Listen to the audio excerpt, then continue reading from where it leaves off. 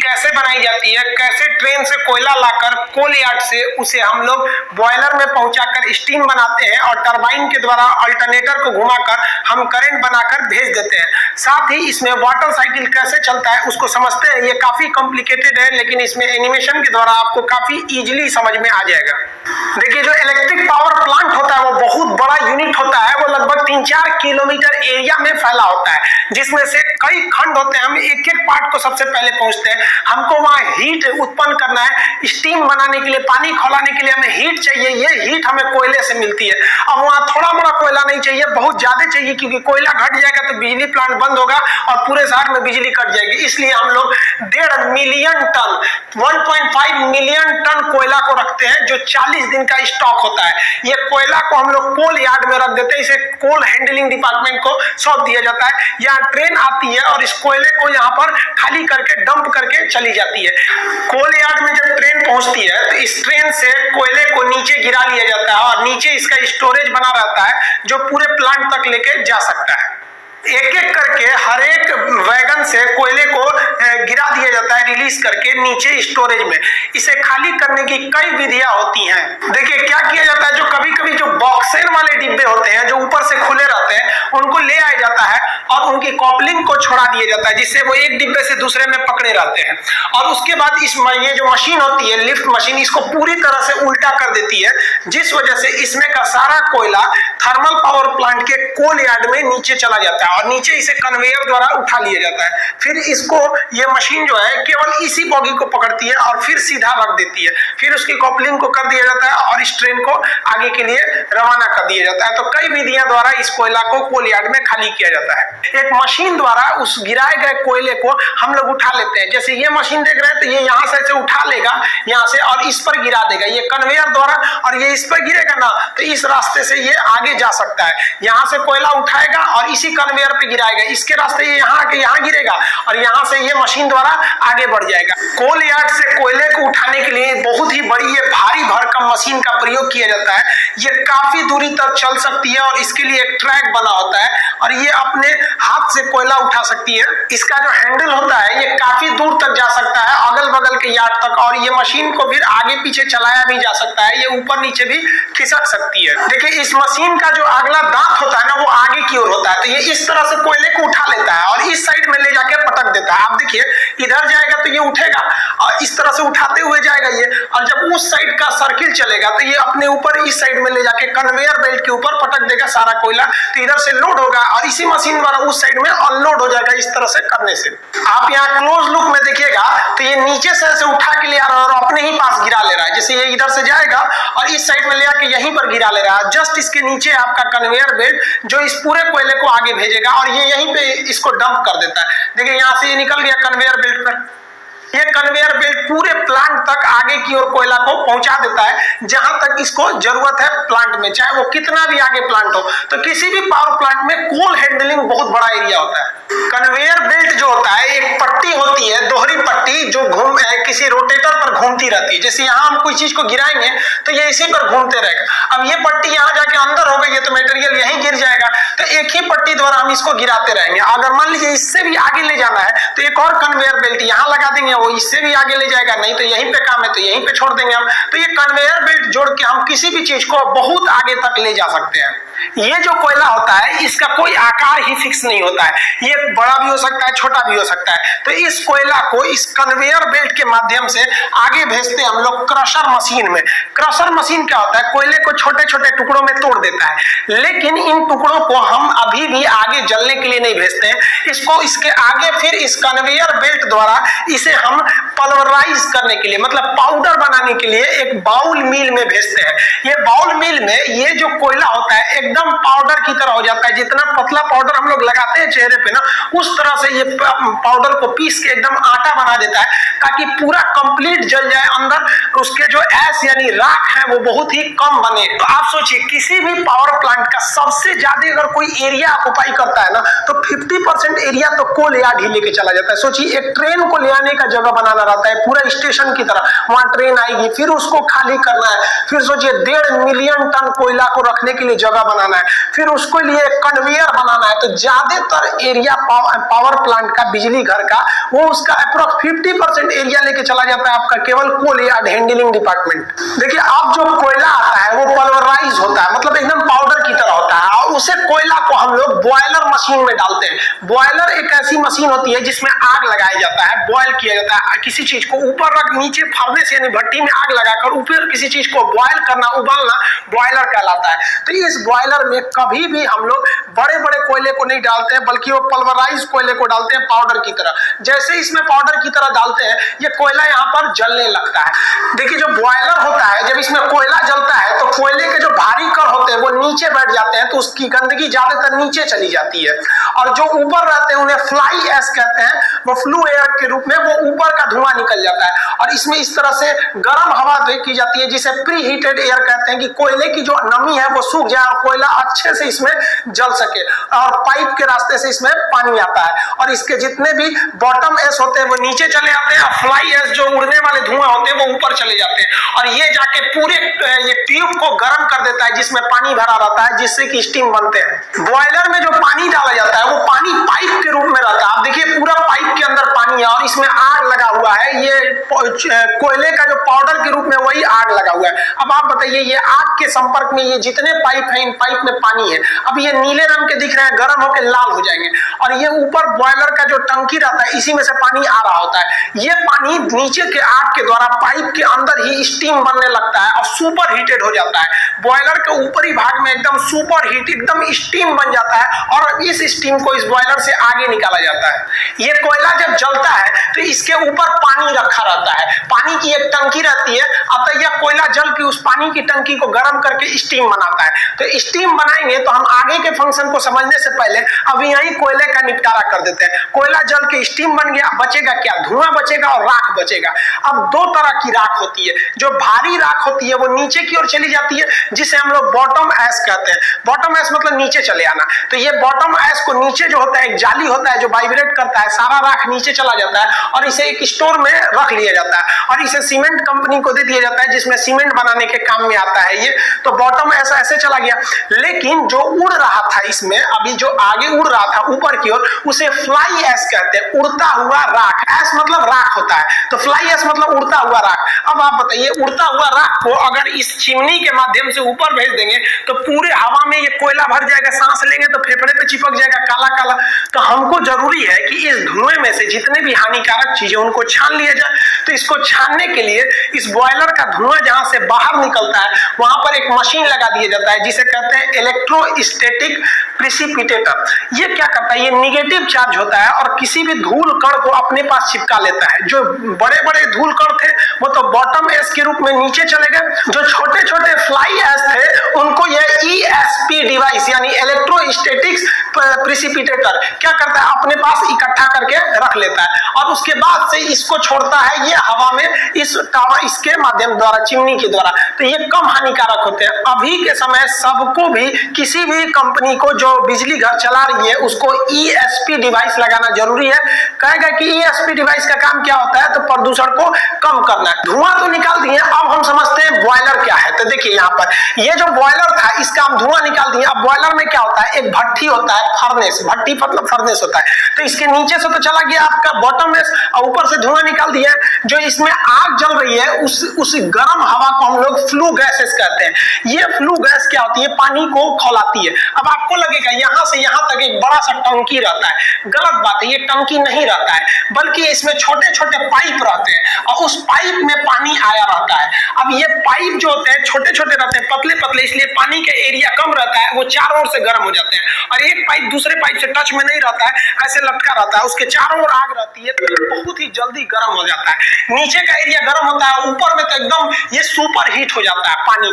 अब ये पानी आता कहां से? तो पानी नीचे के रास्ते से आता है, ऐसे चढ़ाया जाता है, इसको नीचे से पाइप से चढ़ाया जाता है, जानबूझ के इसको टच करके चढ़ाया जाता है ताकि ये जब जलने के लिए जाए खोलने के लिए जाए, तो उससे पहले ही ये यहाँ इसके संपर्क में आ जाए और यहाँ संपर्क में आने से पहले ही थोड़ा और गर्म हो जाए।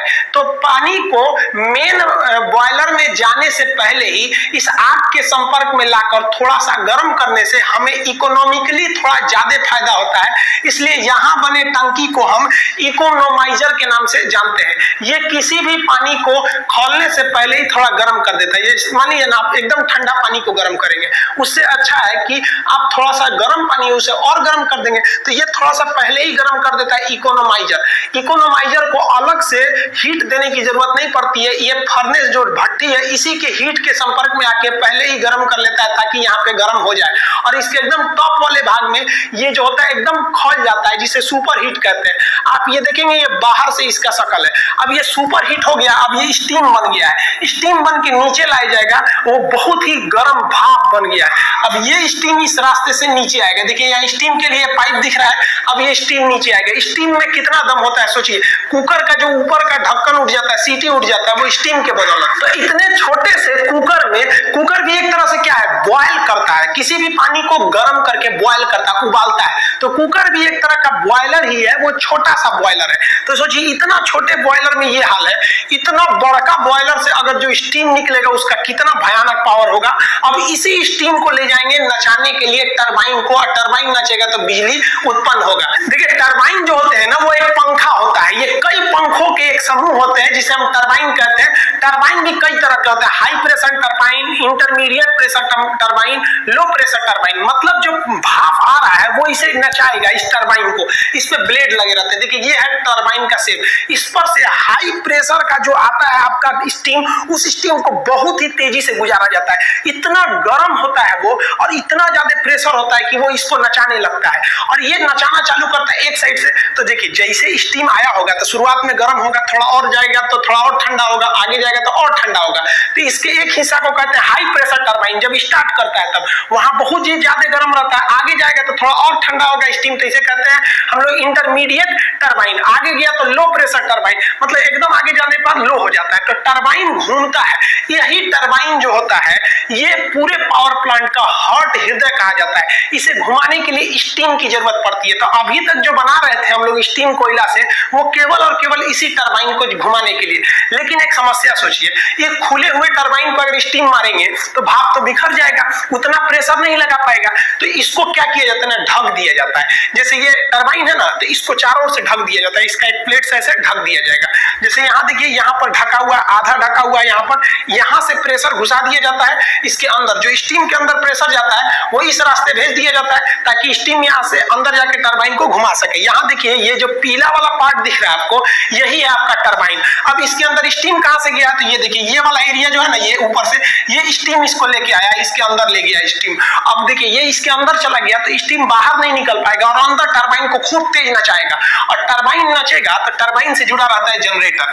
ये जो जनरेटर होता है यही चलने लगेगा और इसी से हमको बिजली मिलेगी। टरबाइन में जब स्टीम पहुंचता है तो सबसे पहले जो होता है हाई प्रेशर टरबाइन घूमता है, जिसका साइज छोटा होता है, क्योंकि जो स्टीम आ रही है ये पहले गर्म है, इसका प्रेशर बहुत ज्यादा है। ये इसको घुमाने के बाद इंटरमीडिएट पे जाती है, फिर एकदम लो प्रेशर टरबाइन, ये बड़ा होता है, इसको घुमाना इजी होता है। तो ये कम प्रेशर पे भी घूम जाता है। इसको घुमाने के बाद अब ये घूमेगा तो इसी से जुड़ा हुआ है उधर का अल्टरनेटर, वो जनरेटर घूम जाएगा और जो यहाँ में स्टीम बना हुआ है भाप, उसे नीचे की ओर कंडेंसर में भेज दिया जाता है।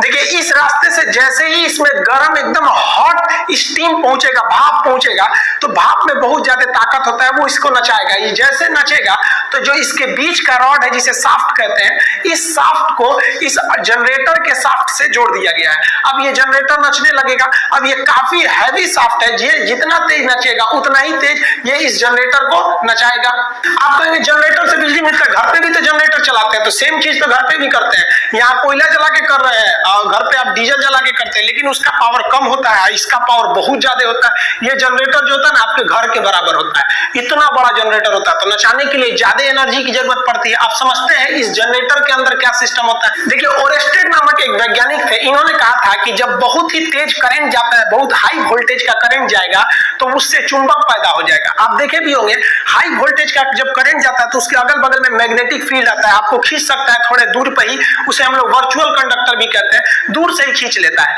तो फैराडे नामक वैज्ञानिक ने दिमाग लगाया, कहा कि ससुरा जब इलेक्ट्रिसिटी से करंट से चुंबक पैदा हो सकता है तो चुंबक से करंट क्यों नहीं पैदा हो सकता है। तो इन्होंने इसी सिद्धांत को घुमाकर कोशिश किया। इन्होंने कहा कि जब करंट जा रहा है तो चुंबक बन रहा है, तो एक काम करते हैं हम चुंबक को ले जाते हैं, करंट बनेगा। तो ये क्या किए, एक तार को बीच में रख दिए यहाँ पर ऐसे, और इसके साइड में ना ऐसे चुंबक ले जा रहे थे। ये तो इसको ले जाने से ना इसमें बिजली बन ही नहीं रहा था। कहे कि चुराई तो उल्टा काम काहे नहीं कर रहा है। अब इनको दिमाग काम नहीं कर रहा था, ऐसे तार था इसमें ऐसे चुंबक ले जा रहे थे, तो इनका काम ही नहीं कर रहा था। तो एक बार क्या किए इन लोग ना कि तार ये चुंबक को ना घुमा के इसके अंदर जो ये चुंबक चारों ओर लगा के और अंदर का जो तार था ना उस तार को राउंड नचाना चालू किए। जैसे ये कॉइल है ना ये कुंडली, तो इसको ये राउंड नचाना चालू किए।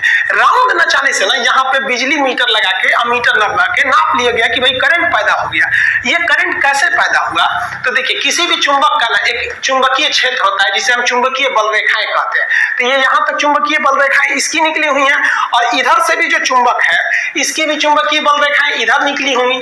तो ये सिद्धांत दिया गया कि जब दो चुंबकीय बल रेखाओं के बीच में कोई कंडक्टर या कोई कॉपर का वायर कॉइल उसको काटेगा तो इस कॉइल के अंदर खुद ब खुद बिजली पैदा हो जाएगी। अतः ये दोनों एक दूसरे के पूरक सिद्धांत हैं। इन्होंने कहा कि बिजली से चुंबक पैदा होगा, तो इन्होंने कहा कि भैया चुंबक से भी बिजली पैदा हो जाएगा। ये होता है अल्टरनेटर। ये जो अल्टरनेटर और डायनेमो इसका एक अलग चैप्टर होता है, इसको हम उसमें समझाएंगे। अभी आप मोटा मोटी यही समझिए कि जहां दो चुंबक रख देंगे उसके बीच में अगर आप किसी भी तार को इसे घुमाएंगे और बहुत हाई स्पीड में घुमाएंगे तो वो जो चुंबक का जो ये जो बल रेखाएं थी वो बदल जाएंगी आपकी विद्युत में और आपको तार पर बिजली की प्राप्ति हो जाएगी।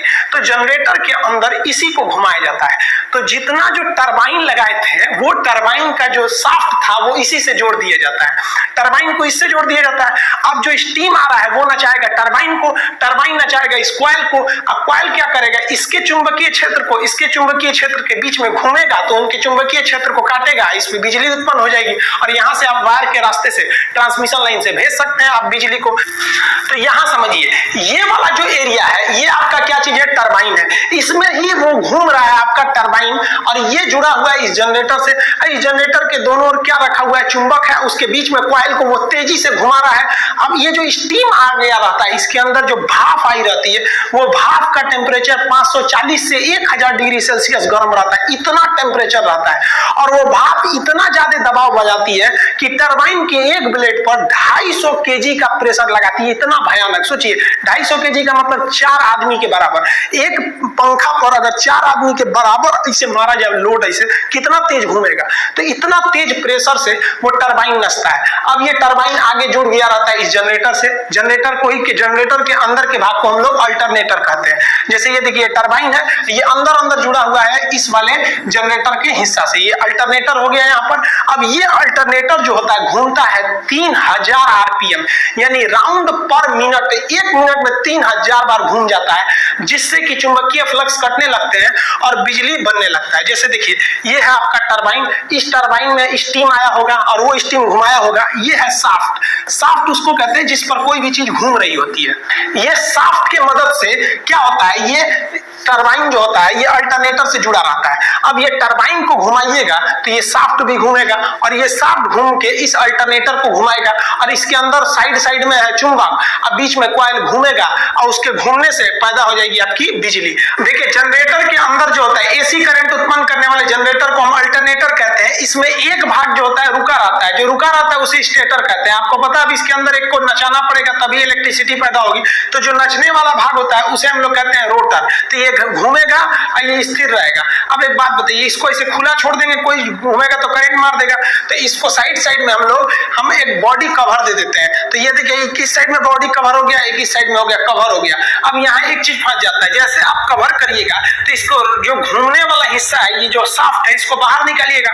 जैसे बाहर निकालिएगा तो ये इसके बॉडी से टच हो जाएगा, इसमें रगड़ करने लगेगा। तो हमको एक ऐसी चीज की चाहिए जो इसके बॉडी से टच भी हो जाए और रगड़ भी ना करे। तो इसके लिए इसमें बेयरिंग लगा देते हैं। बेयरिंग डबल लेयर की होती है जिसका बाहर का एरिया नहीं घूमता है, वो बॉडी से चिपक जाएगा और अंदर का एरिया घूमेगा। तो अंदर का एरिया को इसके शाफ्ट से फंसा देते हैं और बाहर के एरिया को बॉडी से, तो ये बॉडी को पकड़े भी रहेगा और अंदर अंदर घूमते भी रहेगा। इसको बंद कर देंगे तो ये अंदर वाला क्या होगा, नचेगा और बाहर वाला स्थिर रहेगा। ये तो ये ब्लू कलर का ये इसका बॉडी है। अब ये नचने लगेगा, ये बेरिंग देखिए बाहर वाला स्थिर अंदर वाला घूमेगा, इस तरह से इलेक्ट्रिसिटी जनरेट हो जाएगी। और इस बिजली को क्या किया जाता है, बहुत ही हाई पावर के ट्रांसफार्मर को दे दिया जाता है। ये ट्रांसफार्मर को हम पावर ट्रांसफार्मर कहते हैं, इसे स्टेप अप ट्रांसफार्मर कहते हैं। ये ट्रांसफार्मर उस पैदा हुए बिजली को ज्यादा दूर तक भेजने के लिए इसके वोल्टेज को बढ़ाकर 2,20,000 वोल्ट यानी 220 केवी से भी ज्यादा कर देते हैं। अब ये इस ट्रांसफार्मर पे डिपेंड है कि कितना वोल्टेज कर रहा है, और तब उसको क्या करते हैं, ये बड़े से ट्रांसफार्मर इसके पावर लाइन को द्वारा, ट्रांसमिशन लाइन द्वारा आगे की ओर भेज देते हैं। ये तो हम आपको इसके बारे में पूरी कंप्लीट जानकारी बता दी है कि कैसे बिजली को भेजा जाता है, इसका A to Z पार्ट ये भेज दिया जाता है। इसीलिए जिस गांव में बिजली बनती है उस गांव के ट्रांसफार्मर से उस शहर को बिजली नहीं दिया जाता है। क्यों नहीं दिया जाता है, क्योंकि यहां से जो बिजली निकल रही है 2,20,000 वोल्ट पे निकली है, किसी के घर में दे दीजिएगा उड़ जाएगा, तो उसके घर को ना देके इसे दूसरे जगह ट्रांसफर कर दिया जाता है उस बिजली को। अब एक चीज आप सोचिए कि जो स्टीम बना था भाप, उसे दूसरा भफवा कहां गया, भाप तो आया था इस टरबाइन के अंदर में, भाप गया कहां, निकला ही नहीं। तो ये भाप जो है अगर आप इसे ठंडा कीजिएगा तो पानी बन जाएगा, और इसी पानी को अगर हम वापस बॉयलर में भेज देता हमें पानी की बचत हो जाएगी। तो क्या किया जाता है, ये जो टरबाइन घूम रहा होता है इसके नीचे एक बहुत बड़ा एक तो हम लोग बना लेते हैं कंडेंसर का टब बना लेते हैं, उसी में उस ट्यूब में ले जाके भर दिया जाता है इस भाप को, ताकि वो ठंडा हो जाए और दोबारा पानी बन जाए। तो इसके नीचे एक चेंबर रहता है जिसे हम कहते हैं कंडेंसर। वो कंडेंसर जो होता है इसे ठंडा कर देता है। ठंडा करने के लिए हम एक कूलिंग टावर का प्रयोग करते हैं। ये जो आप इसके ऊपर से देख रहे हैं ये धुआं नहीं निकल रहा है, जो भाप आया है वही निकल रहा है। तो एक बात बताइए, भाप को हवा में भेज दीजिएगा तो ये पानी बन जाएगा, तो फायदा क्या है। तो इसको हम लोग ठंडा करके दोबारा यूज कर लेते हैं इस कूलिंग टावर की मदद से। देखिए धुआं निकलता है इसके मदद से, ये है आपका चिमनी, ये जुड़ा रहता है आपका बॉयलर से, यहां से धुआं निकलता है, और ये जो है ना ये आपका कूलिंग टावर ये ठंडा करता है उस भाप को। ये कैसे करता है तो समझिए ध्यान से, इसके नीचे का भाग आप देखिए जाली के समान है, इसमें से नेचुरली ठंडी हवा जाती है। अब ये किस प्रिंसिपल पे काम करता है, तो देखिए ये जो कूलिंग टावर है इसके दो हिस्से होते हैं। जो स्टीम आया है उस स्टीम को पाइप के माध्यम से इसके ऊपर चढ़ा देते हैं। ये पाइप से चढ़ गया ऊपर में स्टीम भाप, और वो भाप जब ऊपर चढ़ेगा तो उतना देर में वो ठंडा हो चुका रहेगा, क्योंकि बहुत दूर से निकला है वो बॉयलर से, ठंडा हो जाएगा। तो इसे फुहारा द्वारा नीचे की ओर गिराते हैं। जब फुहारा द्वारा नीचे की ओर गिराते हैं तो ये पानी ये और ठंडा होने लगता है, और चिमनी के नीचे जो खोखला एरिया होता है देखिए ये, यहाँ से क्या होती है ठंडी हवा ऊपर जाती है। तो ऊपर से स्टीम नीचे आ रहा है और नीचे से ठंडी हवा ऊपर जा रही है, बस ये दोनों मिलकर पानी बन जाते हैं, और नीचे इसके जो बेसिन होता है जहां ये पानी जमा रहता है वहां पर ये जमा हो जाते हैं, और इसी पानी का हम दोबारा यूज कर लेते हैं, जिसे हम वाटर साइकिल कहते हैं। ये सबसे जरूरी होता है किसी भी पावर प्लांट में वाटर साइकिल को समझना। तो ये जो कूलिंग टावर है इसमें हम लोग स्टीम को नीचे से नहीं भेजते हैं, जो टरबाइन से बचा हुआ स्टीम नीचे गया था उसे मोटर की मदद से खींच के हम लोग इस कूलिंग टावर से बीच से गिराते हैं। ये खोखला होता है, और ये जब नीचे आता है तो एयर के संपर्क में आके पानी बन जाता है और ये बेसिन में जमा हो जाता है। लेकिन 100% पानी नहीं बन पाता है, वही जो थोड़ा बहुत पानी नहीं बन पाया रहता है वो भाप बन के बाहर निकल जाता है। ये 0% प्रदूषण करता है, ये तो पानी है एक तरह से बन जाएगा पानी में। वाटर साइकिल सबसे जरूरी होता है। देखिए जब भी बिजली घर को लगाया जाता है तो उसे कोयले की बहुत ज्यादा जरूरत है, इसलिए उसमें ट्रेन का एक यार्ड बना देते हैं, और पानी की तो निरंतर जरूरत है, क्योंकि स्टीम के बिना आखिर टरबाइन नचाएंगे कैसे, तो इतना पानी लाएंगे कैसे। तो उसके लिए हम उसको नदी के पास सेट कर देते हैं, किसी भी रिवर के पास हम लोग क्या करते हैं उसे सेट कर देते हैं। लेकिन नदी का पानी इतना तो साफ रहता नहीं है, और नदी के पानी का लेवल हमेशा एक जैसा नहीं रहता है, कभी वो लेवल घट जाएगा कभी बढ़ जाएगा। तो इस नदी के पानी से हम मोटर की मदद से एक अपना तालाब बना लेते हैं, जिस तालाब को हम लोग रिजर्वायर या जलाशय कहते हैं। तो जिस किसी भी पावर प्लांट का अपना एक तालाब होता है वो नदी से ही पानी को खींच लेता है। अब नदी के पानी उतना भी आपको उसमें मिनरल्स रहते हैं, तरह तरह के रहते हैं, कैल्शियम रहता है, ये सब रहता है। ये सब अगर कैल्शियम आयरन की मात्रा रहेगी तो पानी जल्दी भाप नहीं बनेगा। तो क्या किया जाता है, उस पानी को हम डीमिनरलाइज कहते हैं। तो डीमिनरलाइज करने वाले प्लांट को हम डीएम प्लांट कहते हैं। तो ये रिजर्वायर से हम इसको डीमिनरलाइज करके उसमें केवल H2O छोड़ते हैं उस पानी में, और ये पानी को हम क्या करते हैं यहाँ से भेज देते हैं हम लोग ये कूलिंग टावर के नीचे बेसिन में। अब जरा देखिए कूलिंग टावर के बेसिन में आप कहेंगे पानी कहां से आया था, तो वो टंकी का पानी, वो उसका पानी नहीं था बल्कि वो रिजर्वायर से गया था। तो इस कूलिंग टावर में दो तरह की पानी है, जो ऊपर से गर्म है थोड़ा और नीचे से ये ठंडा वाला आ रहा है यहाँ पे। अब इस पानी को ये तो कूलिंग टावर के बेसिन में जमा हो गया। अब इसे हम आगे भेजते हैं। देखिए इस पानी को हमको भेजना है बॉयलर तक। तो ये जो पानी आ रहा है नीचे से, ये जा रहा है बॉयलर में। किस लिए जा रहा है भाई? तो गर्म होने के लिए जा रहा है। अब यहाँ इंजीनियरों ने बहुत अच्छा दिमाग लगाया, इसको भेजा इन लोग ने कंडेंसर के द्वारा। ये कंडेंसर कहाँ लगा रहता है? तो जो टरबाइन है उस टरबाइन के ठीक नीचे। अब आप याद कीजिए, टरबाइन तो नचा था भाप के द्वारा, और वो भाप कहाँ आया था? नीचे। और इस भाप को हम लोग भेजे थे कूलिंग टावर में। अब जानबूझ के इन दोनों पाइप को एक दूसरे के ऊपर सटा के भेजा जाता है, ताकि जो गर्म हवा निकली है ये जा रही है ठंडा होने के लिए। तो जब ये ठंडा होने के लिए जाएगा तो इधर से रिजर्वायर में होते हुए डीएम प्लांट से जो ठंडा पानी आ रहा है, ये ठंडा पानी इसके संपर्क में जैसे आएगा तो ये वाला जो आपका स्टीम है, इसी के संपर्क में आने से यहीं से पानी बनना चालू हो जाएगा, ताकि यहां जाकर पानी बनने में आसानी हो जाए। और साथ ही साथ ये जो पानी जा रहा है डीएम प्लांट से, ये बॉयलर में गर्म होने के लिए जा रहा है। तो इस गर्म स्टीम के संपर्क में आने से ये यहीं पर प्री हीट हो जाता है, थोड़ा पहले ही गर्म हो जाता है। तो हल्का सा तो ये यहीं गर्म हो गया। अब एक चीज ध्यान दीजिए, इसको हम लोग चाहते तो डायरेक्ट यहां से चढ़ा देते ऊपर की ओर, लेकिन ऊपर की ओर जानबूझकर नहीं चढ़ाया गया, क्योंकि डायरेक्ट पानी चढ़ाएंगे तो उस पानी का टेम्परेचर अभी भी बहुत ही ज्यादा ठंडा है, बहुत ज्यादा गर्म नहीं है। तो इसको क्या किया जाता है, आप याद कीजिए कि जो यहाँ पर हमारा जो यहाँ बॉयलर था, बॉयलर से सटा के यहाँ एक टंकी रहती है छोटी सी, जिसे हम लोग कहते हैं इकोनोमाइजर। ये क्या करता है, पानी इस इकोनोमाइजर के रास्ते जाता है, और ये इकोनोमाइजर इसी ही भट्ठी से गर्मी ले लेता है, हीट ले लेता है, जिससे कि हमको इकोनॉमिकली थोड़ी बचत हो जाती है, और ये पानी पहले ही गर्म हो जाता है, प्री हीट हो जाता है। और उसके बाद इसको इस साइड ले आते हैं पतले पतले पाइप द्वारा, और इस पाइप को यहाँ घुमाते हैं इस तरह से। अब ये पाइप में पानी भरा हुआ है, ये पानी गर्म होने लगेगा, और गर्म होने के बाद ये क्या बनेगा, भाप बनेगा, भाप बन के स्टीम बनेगा। अब आप बताइए स्टीम कहाँ जाएगा, ये टरबाइन में जाएगा, टरबाइन को नचाएगा। यहां से आपको 2 साइकिल आगे बढ़ेंगे। एक साइकिल हो जाएगा वाटर साइकिल की पानी कैसे फ्लो कर रहा है, दूसरा हो जाएगा आपका कि बिजली कैसे बन रही है। तो पहले हम लोग वाटर फ्लो को समझते हैं, वाटर कैसे फ्लो हो रहा है। तो स्टीम जो यहाँ पर है बाबू देखिए ध्यान से, ये स्टीम जो है इस टरबाइन को नचा के अंदर घुस जाएगा, अंदर घुस के ये वाटर कूलर में जाएगा, वाटर कूलर में ये कूलिंग टावर में ठंडा होकर नीचे बेसिन में पहुंच जाएगा। बेसिन में एक्स्ट्रा पानी कहां से आ रहा था, तो नदी से। नदी से के कैसे आएगा, रिजर्वायर में। रिजर्वायर के बाद ये डीएम प्लांट के माध्यम से इसमें पहुंचेगा। इसके बाद से ये कहां जाएगा भाई, तो ये आगे बढ़ेगा। अब ये आगे बढ़ेगा इस पाइप से कंडेंसर के होते हुए इकोनोमाइजर के पास पहुंचेगा। अब इकोनोमाइजर से ये कहां पहुंच जाएगा, बॉयलर में। बॉयलर में गर्म होने के बाद स्टीम बनेगा, स्टीम पहुंचेगा कहां, टरबाइन में। टरबाइन के बाद कंडेंसर, कंडेंसर के बाद कूलिंग टावर, कूलिंग टावर के नीचे बेसिन, फिर नदी वाला पानी मिल के फिर कहां जाएगा, बॉयलर में। तो ये वाला जो हिस्सा है ये आपका चल रहा है आपका वाटर साइकिल। लेकिन इस वाटर साइकिल के अलावा अगर आप सोचेंगे करंट साइकिल को देखने के लिए, तो करंट कैसे बन रहा है, बॉयलर में बन रहा है स्टीम, स्टीम जाके नचा रहा है किसको, टरबाइन को, टरबाइन किसको नचा रहा है, अल्टरनेटर को, अल्टरनेटर जुड़ा है ट्रांसफार्मर से, बिजली बना के भेज दिया। तो बिजली घर में मेनली चीज होती है टरबाइन और जनरेटर, यही मेन होता है। अल्टरनेटर, जनरेटर के अंदर होता है अल्टरनेटर, ये 2 मेन चीज हो गए। अब टोटल साइकिल अगर आप देखेंगे तो एक कोयला का साइकिल चल रहा है, वो कैसे हो रहा है, एक वाटर साइकिल है और एक करंट की साइकिल है। करंट साइकिल सबसे छोटा है, बॉयलर से स्टीम बना, वो आया टरबाइन में, टरबाइन नचा और वो अल्टरनेटर को दिया, वो नचा के बिजली बना दिया, ये निकल गया आपका करंट साइकिल। अगर पानी का साइकिल देखेंगे तो नदी के रिजर्वायर से आया ये डीएम प्लांट में, ये गया कूलिंग टावर के बेसिन में नीचे वाले भाग में, और बेसिन से आगे बढ़ा ये कंडेंसर होते हुए इकोनोमाइजर से बॉयलर में पहुंच गया, बॉयलर से स्टीम बन के ये कहां गया, टरबाइन में, टरबाइन के नीचे फिर ये आके ये भाप बन गया और ये कूलिंग टावर में चला गया। ये वाटर साइकिल हो गया। कोल साइकिल देखेंगे, कोयला कैसे आ रहा है, तो ट्रेन के रास्ते से कोल यार्ड में आया, कोल यार्ड के बाद उसको क्रश किया गया, क्रशर के बाद उसे पल्वराइज किया गया बॉल मिल में, उसके बाद इसे किस में भेजा गया हम लोग ने, बॉयलर में।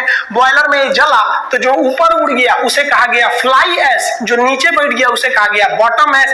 बॉटम ऐश को नीचे इकट्ठा करके सीमेंट को भेज दिया गया, फ्लाई ऐश को हम लोगों ने प्रिसिपिटेटर द्वारा छान के रख लिए लोग। इस तरह से आप टोटल बिजली कैसे बनती है ये पावर प्लांट समझ गए। अब इसमें आप एक चीज उतना अच्छा से नहीं समझोगे कि इसके अंदर बिजली कैसे बन जाती है अल्टरनेटर के अंदर। तो ये अल्टरनेटर एक अलग ही टॉपिक होता है कि इसके अंदर कैसे बिजली बनती है। ये एक सिंपल सा तरीका है कि किसी भी चुंबक के अंदर कॉइल को घुमाएंगे तो बिजली बनने लगता है। तो ये अल्टरनेटर भी कई टाइप के होते हैं। ये थर्मल पावर प्लांट है, इसमें कोयला जला के बिजली बनाई गई। इसके अलावा गैस पावर प्लांट होते हैं, वो थोड़ा इसी की तरह होते हैं, थोड़ा अलग होते हैं। हाइड्रो इलेक्ट्रिक पावर प्लांट नदी द्वारा बिजली बनाए जाते हैं। परमाणु बिजली घर वो अलग होते हैं, उसको हम लोग कभी और चर्चा करेंगे। इसको हम लोग नेक्स्ट वीडियो में समझेंगे कि एसी करंट क्या होता है, डीसी क्या होता है, आखिर हम इस करंट को कैसे चाहेंगे तो एसी बना सकते हैं, कैसे चाहेंगे तो डीसी बना सकते हैं। मिलेंगे नेक्स्ट वीडियो में, तब तक